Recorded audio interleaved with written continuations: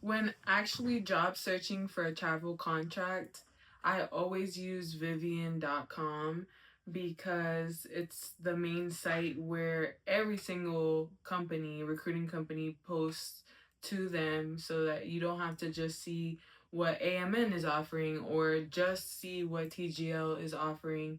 You can see what every company is offering, compare even offers between them. It's almost like Carfax, but for travel contracts.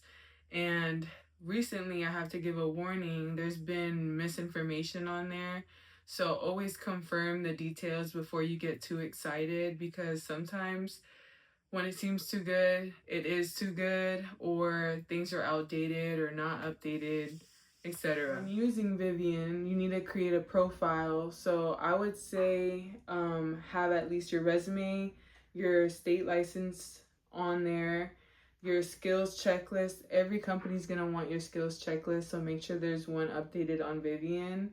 And that's just a basis. When you apply, I wouldn't go through the whole application process. I always say skip until I confirm the details and make sure it's something that I really want. But even from there, you wouldn't have to use Vivian, because at that point I usually get to email my docs or upload it to a singular platform for that company. So between every contract is your chance for vacation, because you don't have any obligation to work. So unless you have your insurance through them and are capped at 30 days vacation before your insurance benefits run out, you can take as much time in between your contracts and use that time wisely so that you don't have to take any time off during your contract. Of course, your time off will be already written before you get started and negotiated before your contract's even completed. But if it's something that's really high in demand, you may want to consider not having any time off, because they'll choose them over you. You could possibly stay at the same facility for multiple contracts. Each extension will have a new contract written for you, and you could possibly revise it, increase pay, or have new time off requested there, because if you extend, you might want some time off.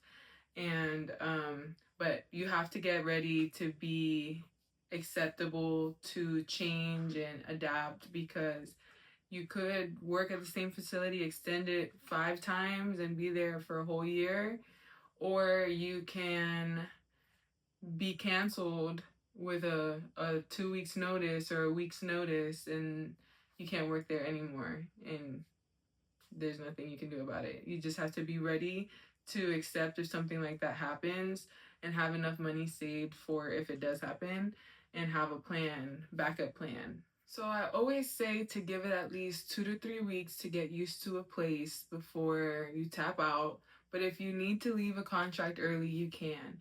You got to make sure you read your cancellation policy before you get there, and make sure you know what you need to do if you want to cancel it. Most of the time, it's a 1 or 2 week written notice that you provide to them. You have to make sure you realize what they need to do if they cancel for you. I've had companies try to relocate me in an unrealistic location with 2 days notice, 2 business days notice, and said if you don't relocate there, then your contract will be ended automatically, because that's you saying that you don't want to work when it clearly says in your contract that you can be floated to a different facility.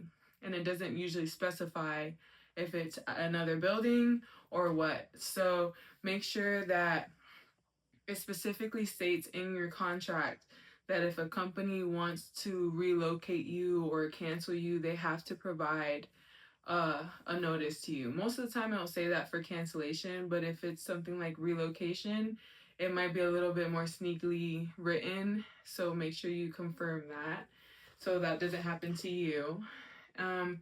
Before you get there, always ask as many questions on what the situation is. How many employees are there?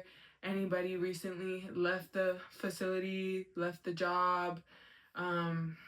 Is there Are you guys behind on caseload? Is caseload consistent? And then you'll know what to expect once you get there. Warning, because I never thought it happened to me, but it did.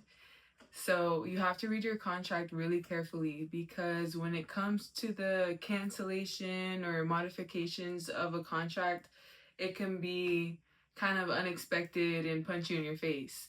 So you got to make sure, like, for example, with me, I was doing a contract, and 1 week in, they said that I needed to relocate, float to a facility that was 50 miles away from that one.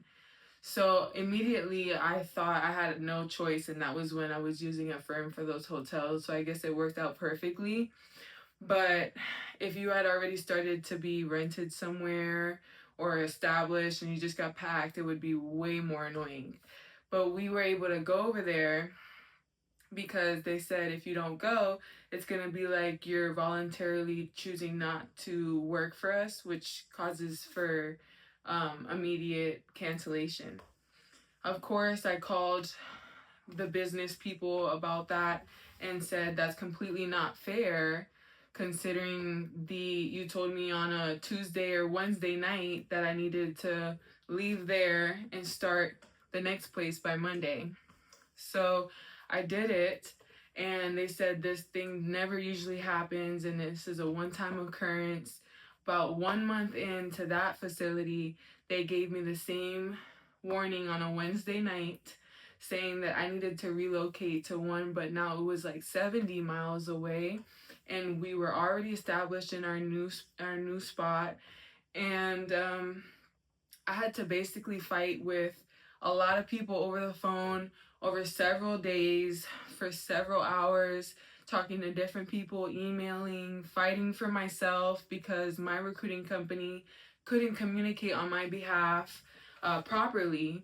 They basically are telling me that I have no other choice and limiting me, but you have to be your own advocate here.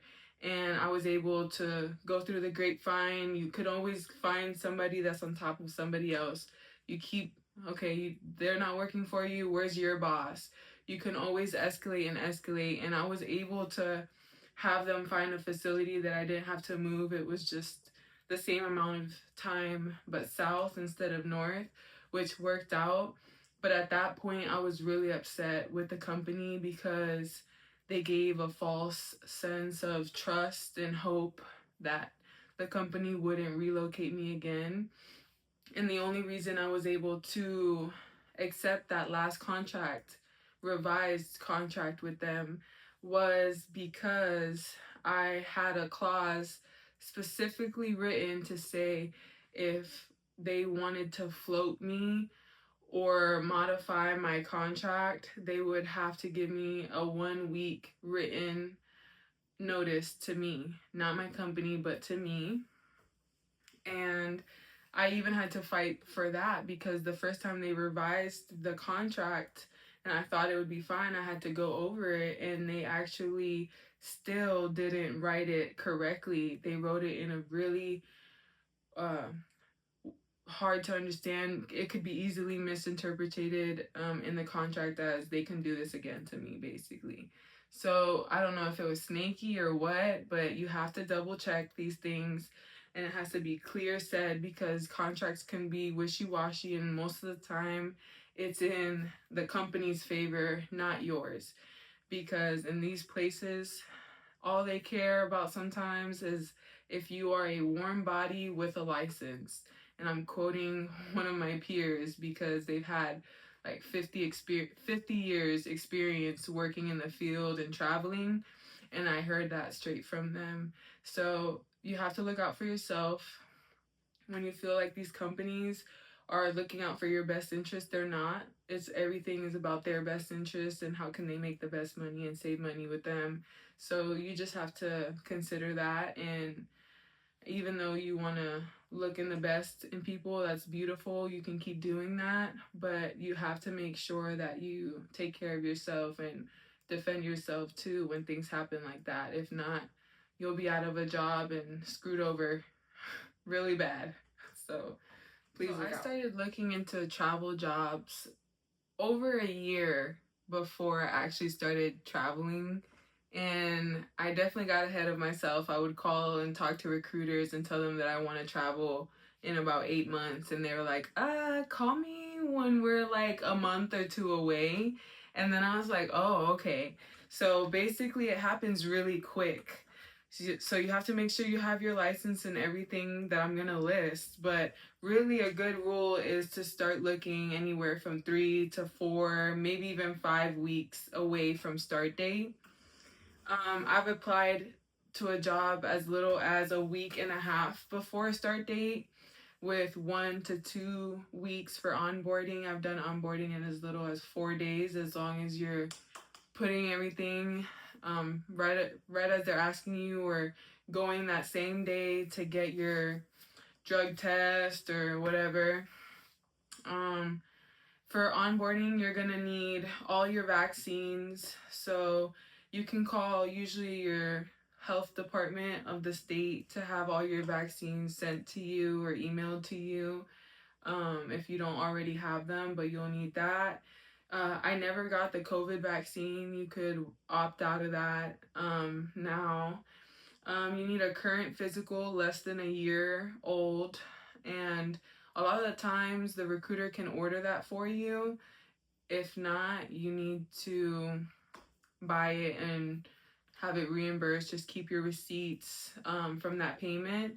Also, like with your flu shot, sometimes they can order it, or sometimes you have to pay for it. Go to Walmart. I have a flu shot there for $45. There is a flu shot for like 110 or 115. There's another version they don't offer you, but it's less than $50. Choose for that one. You need all your info for your licenses. So if you have multiple states, usually they like to have all of them. You need your skills checklist, your resume, your work resume updated. They need all the info on there, like the last date you worked, like when did you work there, a reference from there, how long you worked there, what setting it was, and the main duties from there. You need your driver's license. You need your basic life support and CPR certification. American Heart Association is the preferred way to obtain that. You need the front and back of your ID. So like a driver's ID or a passport, have a picture of both sides clear on a black background for them. And then another I-9 form of ID that can be your social security card.